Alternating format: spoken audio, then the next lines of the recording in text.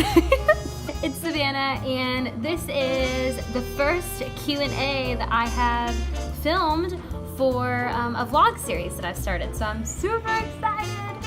When I posted this on Instagram, I kind of thought that it was just gonna be, you know, my mom and friends sending me their questions, and you all completely surprised me with all the things that you were kind of curious about, and I picked my favorite 10 questions, and I hope that these 10 questions kind of give you a little bit more insight to who I am as an artist and maybe who I am as a person.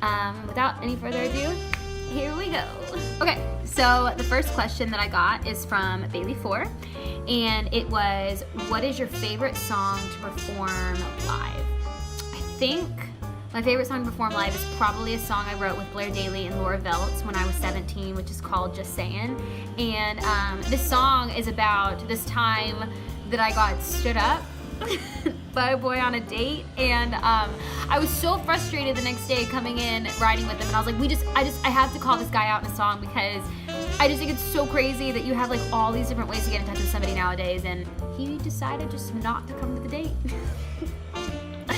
And just going through the song verse by verse and chorus and just seeing people react because they've been through the same thing, and it's kind of like, you know, a girl's anthem to like making fun of the dating scene, I guess you could say. And it's just always fun seeing people crack up and relate to my story, because at the time I was like, I must be the only one that's ever gone through this, and apparently I'm not.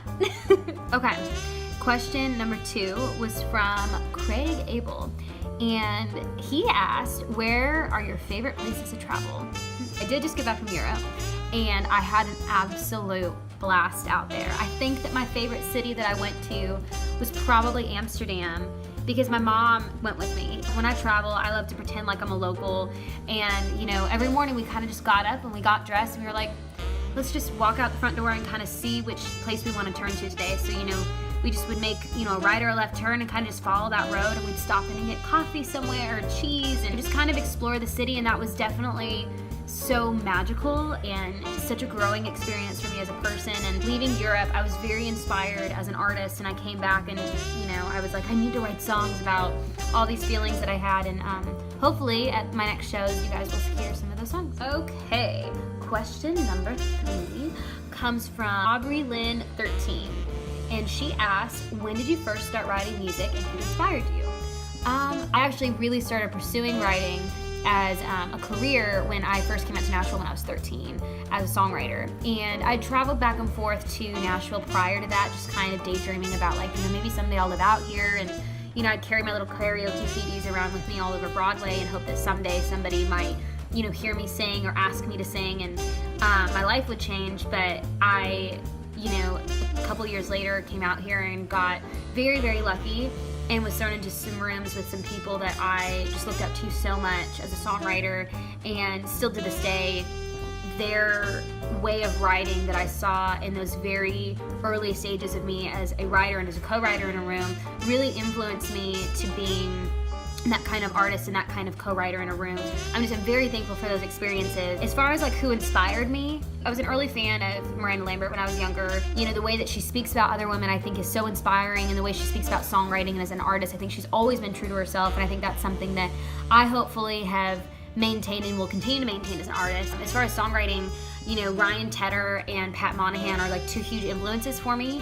And, you know, when I heard Drops of Jupiter for the first time, I was like, that song is so incredibly written. I mean, you could be sitting there at a concert and hear this song and forget that you're at the concert, or what you're going home to, or what you have going on the next day that might be challenging or stressful. And that song for me, like those 3 minutes, it was like, okay, I want to do that for somebody else. I want my 3 minutes to be that emotion and that feeling for somebody else. And Ryan Tedder's, you know, he's written so many different genres over the years and hit songs, you know, for Adele and Beyonce and even, you know, for his own band. And I think that that is something that's so cool, is he kind of taught me in a way that, like, as a songwriter and as an artist, like, my boundary is not just to myself. It is something that I can expand out on and become kind of like a chameleon in a room that gets to try on a whole bunch of different personalities and hopefully write songs that reach somebody, because at the end of the day, the best song in the room is what's gonna benefit somebody who's listening to it, not something Okay, question number 4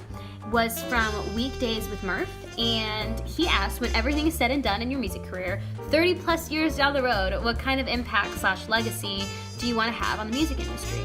If I never write a song that reaches radio waves, or I never, write a song that somebody after a show can say, hey, that really moved me, then I just hope that people remember me as the person that could make them smile when they were upset or make them laugh when they were having a bad day. Question number 5, which was probably my favorite question that I received. Taylor Grace Music asked me, what is your favorite type of cheese? Gouda, cause it's so good. That was really bad, sorry. Okay, question number 6 is from Creepin' It Country, and they asked, what's your official Savannah Kai's theme song? Well, when I tend to go out to eat with groups of friends of mine, I like to pretend that it is my birthday everywhere I go. It has nothing to do with the free dessert, even though that is usually like a really good, plus.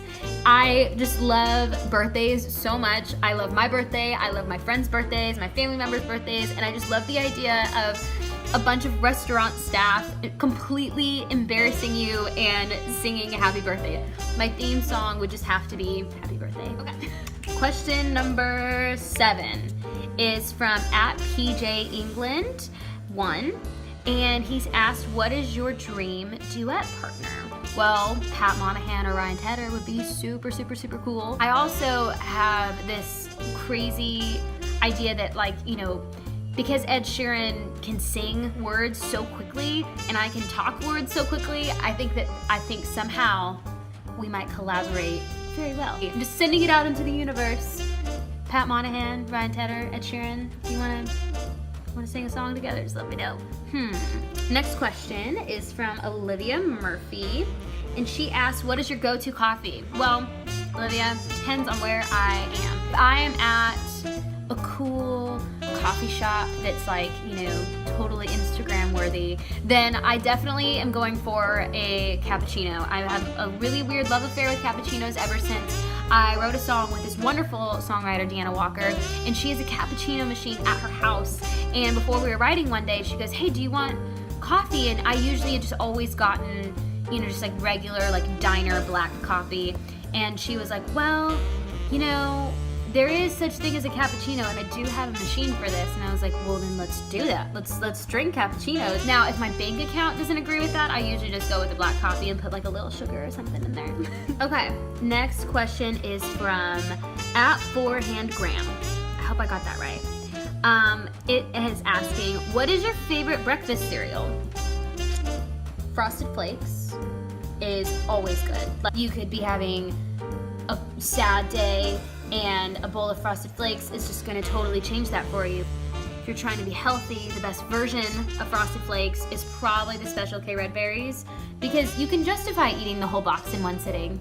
Drum roll, please. And our last and final question is from @KRoser, and they asked, when did you start writing and performing? The earliest song that I can actually remember fully writing, I think I was 7, 8-ish. As far as performing goes, my grandparents lived in Borrego Springs. We spent a lot of time with them when I was growing up. And there was a little karaoke bar called Carly's that had a restaurant, and they had karaoke. I would go down there with my little Disney soundtracks, and I'd have everything from Patsy Cline, Walk In After Midnight, to the theme song from Pocahontas. And I would have all these karaoke CDs, and I would just play song after song after song. The people at the restaurant made me feel so special. They kind of introduced me to my first, performing experience, and they would bring over napkins and have me sign my name and make me feel so special. And that kind of made me catch the performing bug. And then, all of a sudden, we moved to Utah when I was young. I played in a pizza shop weekly in a little corner, and they would pay me in pizza, and I'd bring my karaoke machine over there. And then I slowly started writing songs that I could actually play on guitar, and I started doing little festivals and fairs and karaoke contests again, and I couldn't stop. Now all these years later, it's performing is probably one of my favorite elements of artistry. Just, you know, we work so hard in the writing rooms every day to write songs that mean something to us and that could potentially mean something to you all as well, but the idea that you get to then connect the dots between those writing rooms and you all hearing them by just stepping out on the stage is just so cool to me.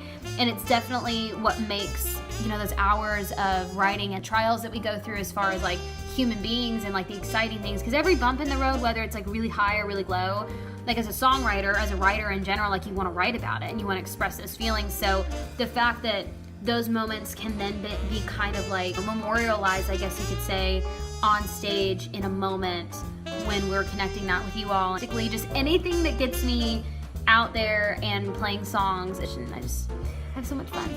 Well, that was the first kind of like question answer-ish kind of thing that I've done on here. But if you all have any other questions or you guys want me to do something else like this again, either comment below on my Instagram, Twitter, Facebook, or YouTube, because this was really fun. I had a really good time.